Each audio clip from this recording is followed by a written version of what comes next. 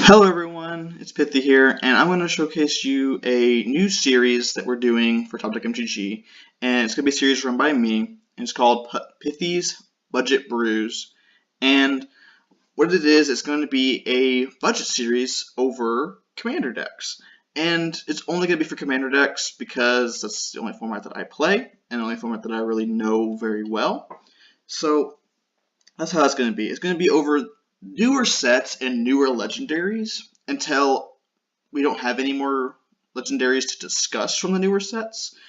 Then we'll go back to older commanders to go over and build budget decks around. The budget is going to be $100.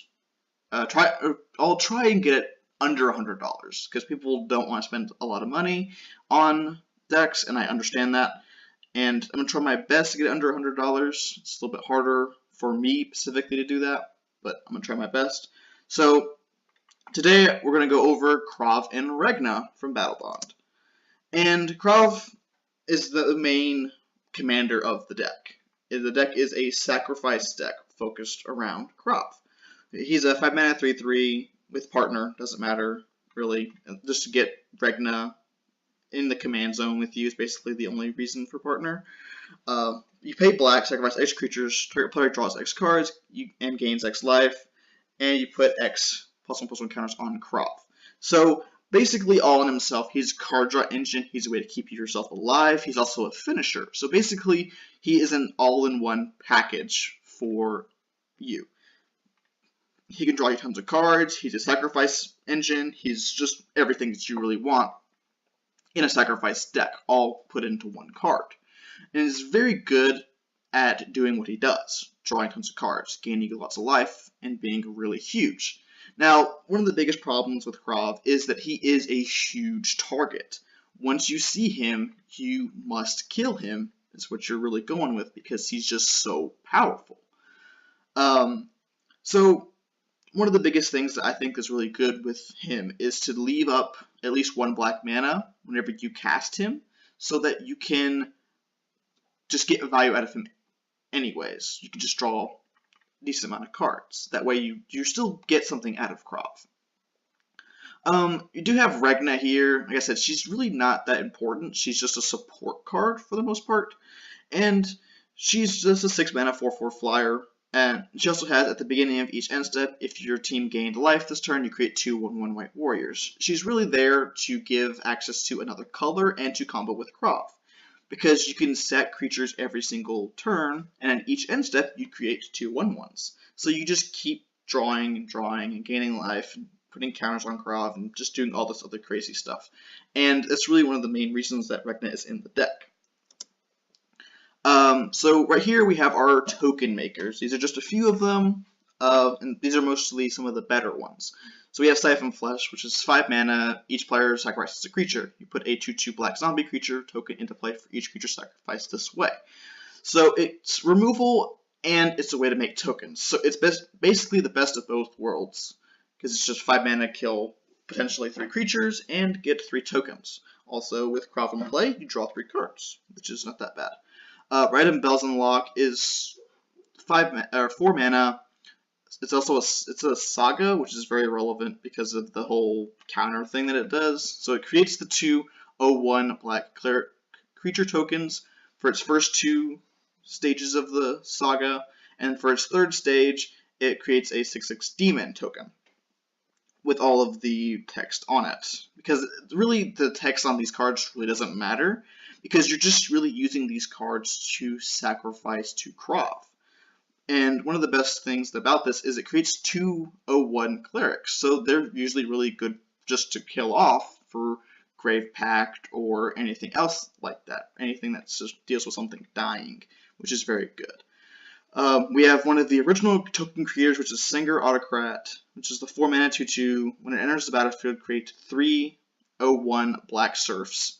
And then whenever it dies, or whenever it leaves the battlefield, not necessarily dies, exile all serf tokens. It doesn't really matter that it has that text, because they're going to be gone anyways. By the time we cast this card, they're probably going to be dead pretty quick.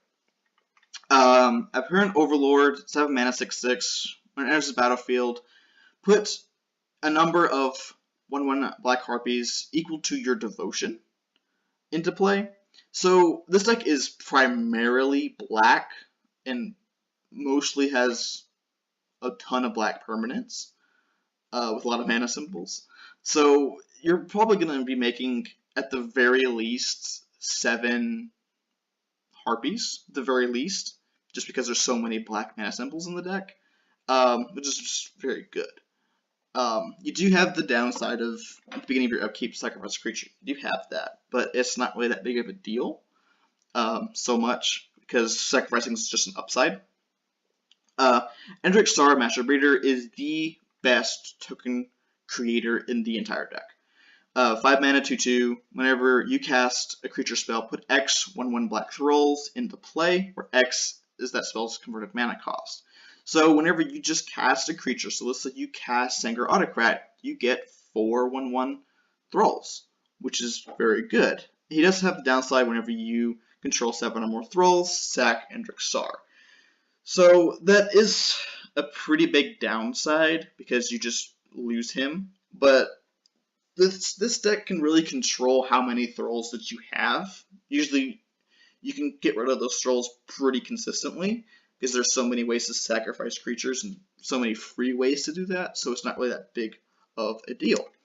Now we're going into cards that care about dying, or something dying. Blood Artist, along with its brethren, the Zulaport Cutthroat and Falconer Elbow, are all in the deck. Whenever Blood Artist or another creature dies, target player loses 1 life, and you gain 1 life. Just a win condition. It's a very slow win condition, whereas like Zulaport Cutthroat is just better for that. But this is also any creature, so if someone wipes the board, you can just make sure that you gain a ton of life and deal a bunch of damage to make someone regret doing that. And it's just a really good card to just win the game with. It is slow, yes, but with something like this, it's just good value card. Same with the other two. Elinda the Dust Rose, which is the legendary from Rivals of Ixalan. 4 mana, 1/1 lifelink. Whenever another creature dies, put a +1 encounter on Elinda. So she can get really big really quick. And whenever she dies, put X 1/1 black or white vampire creature tokens with lifelink into play, where X is Elinda's power.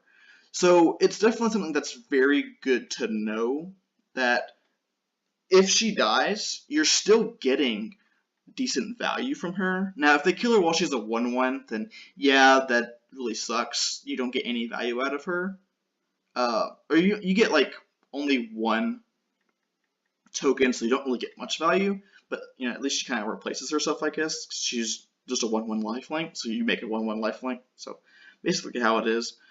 She is good with Regna, but that wasn't her primary goal to be in the deck, because she does make, if she does go in, she allows Regna to make the 2 1/1s. But that's not her primary goal. It's really just to sacrifice her after I sacrificed a whole bunch of creatures to get more creatures and stuff like that. Grim Horror Specs is one of the few cards that cares about creatures dying, but specifically non-token creatures. And whenever a non-token creature dies, draw a card, which is something that's very important. This deck really does need to draw cards. And it's basically just another, like if Krav has been shut down, pretty much has been killed so many times, Grim Horror Specs is there to help draw cards. Now I do have the other 2 versions of this in the deck, so that also helps guarantee that. Pawn of Ulamog, another way to make tokens, and it is really good to help you make tokens that can just sack themselves for free. There's not too many cards that make stuff like that can actually sacrifice themselves. There's not very many cards that can do that.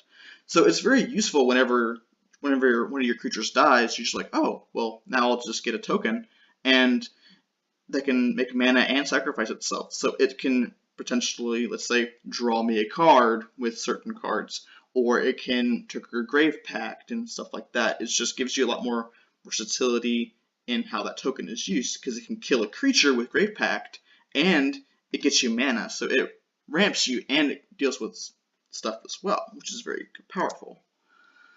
Here's our sacrifice outlets. These are just a few of them. These are some of the better ones.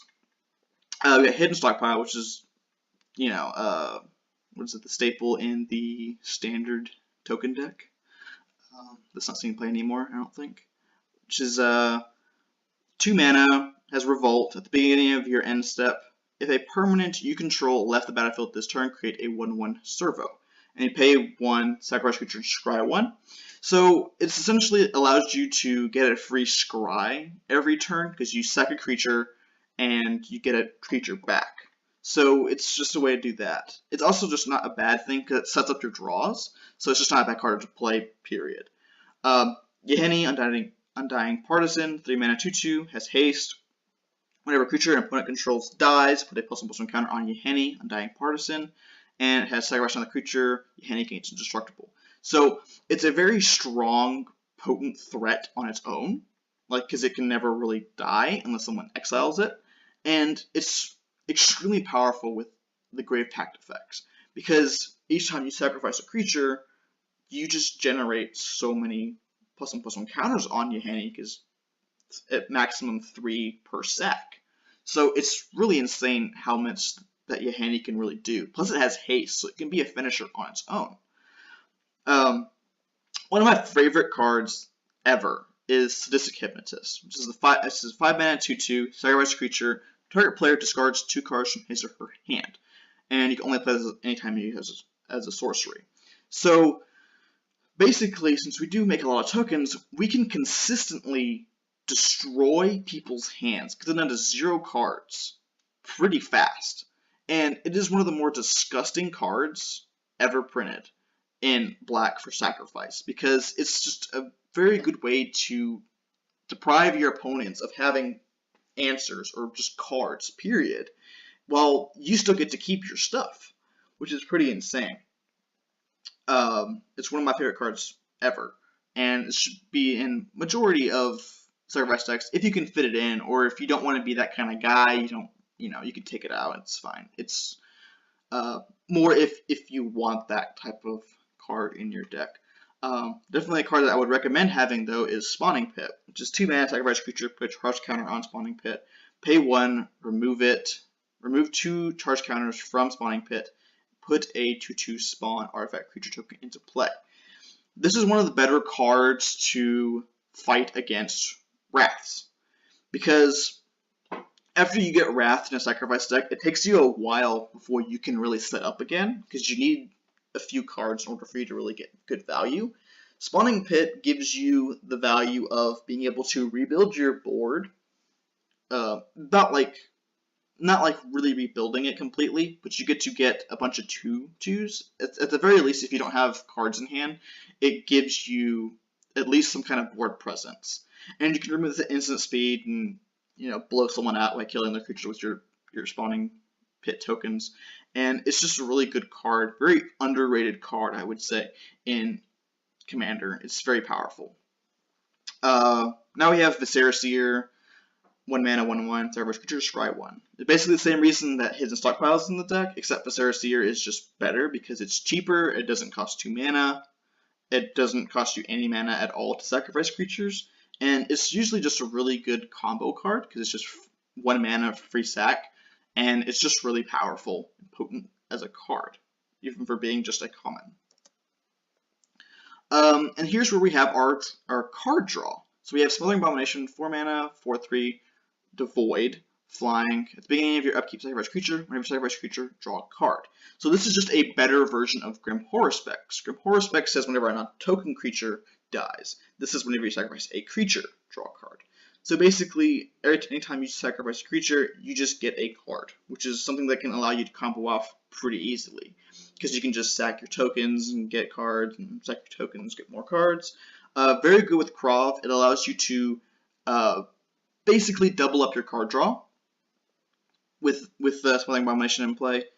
Same goes for the next card, which is Dark Prophecy, triple black. Whenever a creature you control dies, draw a card and you lose 1 life.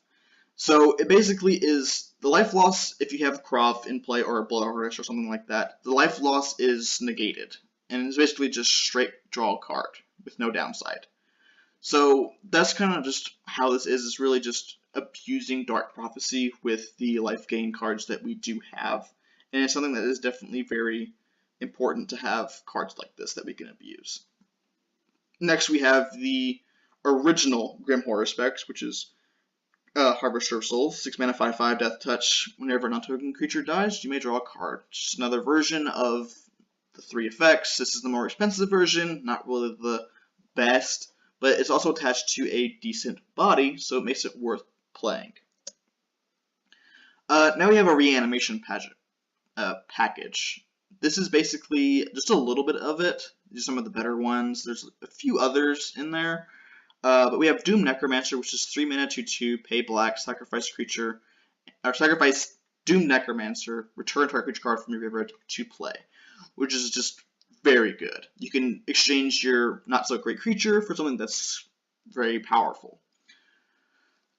Next we have Karmic Guide, 5 mana, 2/2, pro black, flying, has Echo, which I guess is not really relevant in this deck. I don't think we'd be playing Echo very much. When a Karmic Guide enters the battlefield, return target creature card from your graveyard to the battlefield. Just another way of getting cards back, and it's attached to a flying creature with protection from black, which might actually be very relevant. Who knows? It's just a very good card to play. We have Phyrexian Reclamation.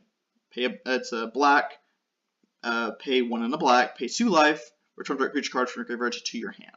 And again, it's the same thing with the Dark Prophecy. We don't really care about the life loss because we can just gain that life back.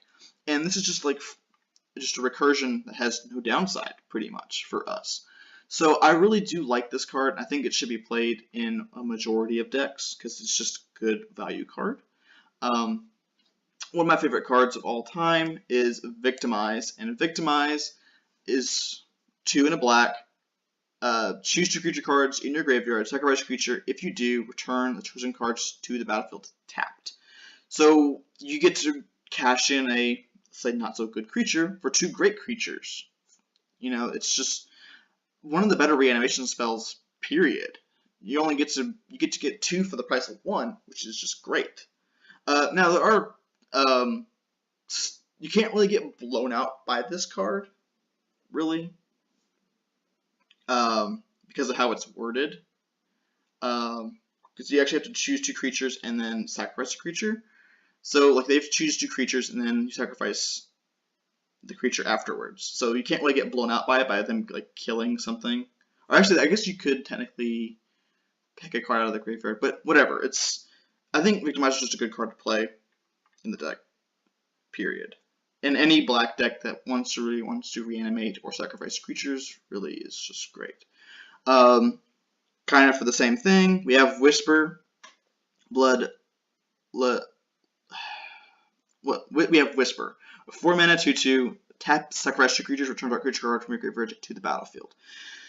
Just a worse version of Victimize, basically. You get to cash in 2 creatures for 1, but we do make a lot of tokens in this deck, so Whisper actually isn't that bad because we can make the tokens and then get back one of our better creatures from our graveyard. So it's actually just a really good card for this deck. Especially for an uncommon, it's actually pretty powerful. Next we have Sun Titan. 6 mana, 6/6, Vigilance. Whenever it attacks or enters the battlefield, you may return target permanent card with converted mana cost 3 or less from your graveyard. Our curve is very low. We have a lot of 3 and under cards. Sun Titan will most likely be able to give you its value back. You'll most likely be able to get something back with Sun Titan, guaranteed. It's a very rare case where you won't, and this deck is really built around stuff like that. So there's stuff like Fleshbag Marauder or Merciless Executioner, which are just very good cards to get back with Sun Titan, because you could just play it, get it back with Sun Titan, and you just get free value off of it. Next, we have cards that work with specifically Krav. Good cards with Krav. So we have Carrion, which is a 3 mana instant. Sacrifice creature, put into play a number of maggots equal to the power of the creature you sacked. And they're 0/1 black creatures. So basically, if Krav is really huge at some point, let's say he's 15/15, and someone wants to kill him, you can carry an in response and make 1501 maggots. So that way, next time that you cast Krav, you can just gain all those counters back, which is something that is very, very, very good. And something that I think that is a very underrated card in certain situations, because, like I said, it is tokens, so it does give you like other sacrifice value anyways. You have Disciple of Gristlebrand. Let's say you're really in a pinch for life. I don't know why you would be, because Krav gains you so much life, but let's say you are. You can then sack Krav to gain a ton of life, because it's just a 2-mana 1/1, and pay 1, sack a creature. You gain life equal to the sacrificed creature's toughness. And its toughness, most likely, if it's Krav, will most likely be pretty good. If not, just Disciple of Gristlebrand is just good by itself to kind of keep you back in the game if Krav has been shut down. You also have Disciple of Bolas, which is 4 mana, 2/1. Whenever it enters the battlefield, sacrifice another creature. You gain life and draw X cards, where X is the creature's power. So, if you need more life or more cards, and you don't really need Krav anymore, or you just want to sack him to draw a ton of cards, there you go. You can just draw a bunch of stuff like that. Disciple of Bolas is good by itself, though, as well. Or not good by itself, but if you have another creature in play, it's still good. Even if you draw 2 cards off of it, it's still not that bad. Then we have Eiley, Eternal Pilgrim, which is good with the life gain strategy and good with the Krav. You have 2 mana, 2/3, Death Touch. Sacrifice another creature, you gain life equal to sacrifice creature's toughness. So it's the same thing as Disciple of Gristlebrand in that sense. But you also have another text on it that's very important as well, which is pay 1 white and black. Sacrifice another creature, exile target non-land permanent, activate this ability only if you have at least 10 life or more than your starting life total. Guaranteed this deck can gain you tons of life, and you will have enough life to be able to activate Eiley. Like I said, you make tons of tokens, so you can just start exiling stuff all day long if you really wanted to, with her in play. Then we have stuff that works with Regna, and more how she kind of works with tokens and stuff. So, Maw of Obsidat, it's 5 mana, 3/3, sacrifice creature you control get +1/+1 until end of turn.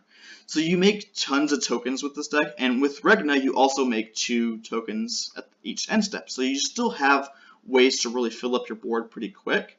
So you could just sack 1 creature a turn, gaining a creature every turn, swarm the board with tokens, and then sack those tokens, make your stuff really huge, and then swing in for lethal. Something that's very good in that sense. We also have Ghost Council of Orzhova in here, which is 4 mana, 2 of each, 2 white and 2 black. It's a 4/4. Whenever it comes into play, your opponent loses 1 life, and you gain 1 life, so it would give you a trigger on Regna. Also has pay 1, sacrifice a creature, remove it from the game, and return it into play under its owner's control at the end step. So it would just basically just give you value that way, kind of keep gaining you life and stuff like that. It's just really useful in that style. Because it comes back on the end step, so it will trigger. I believe it will trigger Regna on the next turn. I think. Actually, probably not. I might have to look that up, but I don't think it does. It might or might not.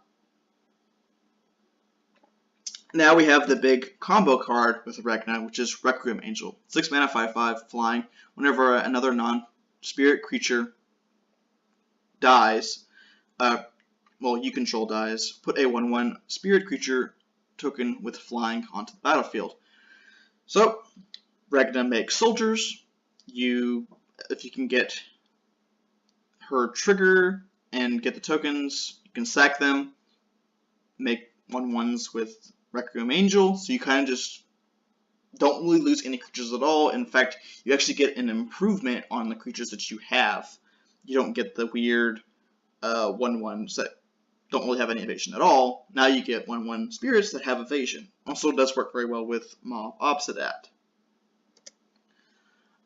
2 very key cards to the deck is the Grave Pact effects. We only have 2 because Grave Pact is super expensive and I couldn't fit it into the budget at all because there's already some expensive cards in it already. Dictative Erebos is 5 mana, flash. Whenever a creature you control dies, each opponent sacrifices a creature. Simple. And it's very important to get this on the board pretty quick, or just try and get it. Like, the game really changes significantly if you have a Dictative Erebos, Grave Pact, or Butcher Malakir into play. Now, you do, with Butcher Malakir, you do get a 7 mana 5/4 flying attached to it, with the Grave, it has the Grave Pact effect attached to that, so it's very just important to have multiple copies of this effect so you can kind of guarantee you having it. So it's just very good in that sense. Now, this is pretty much just me going over the important cards. There's tons and tons of cards still not in the deck, or that we haven't really covered in the deck, because I didn't really spend like an hour talking about the deck, because I knew that I would do that. But the deck is $95 in paper and 15 ticks on Magic Online. And it is as budget as I could get it, because Grave Pact is a bit pricey, and there definitely are a lot of other cards in the deck that are definitely worth getting, I think, personally. But like, you can always like proxy stuff and stuff like that. So, but I really like this deck. Sacrifice is one of my most favorite deck strategies, and I think people really need to embrace the sacrifice and really get the feel for it, because I really feel that it is very good and very strong. And this basically concludes the deck tech. This is as pretty close as I could get to you seeing the full deck here, and I will be posting a link to the deck and the non-budget version in the description below. Have a great day, everyone. I really hope you like the series, and I really want to know if you want me to keep doing this, because I like talking about decks and really love talking about specific decks that I love and specific strategies that I love. So, yeah, I hope you like the deck, and I hope you like the video, and I will talk to you later.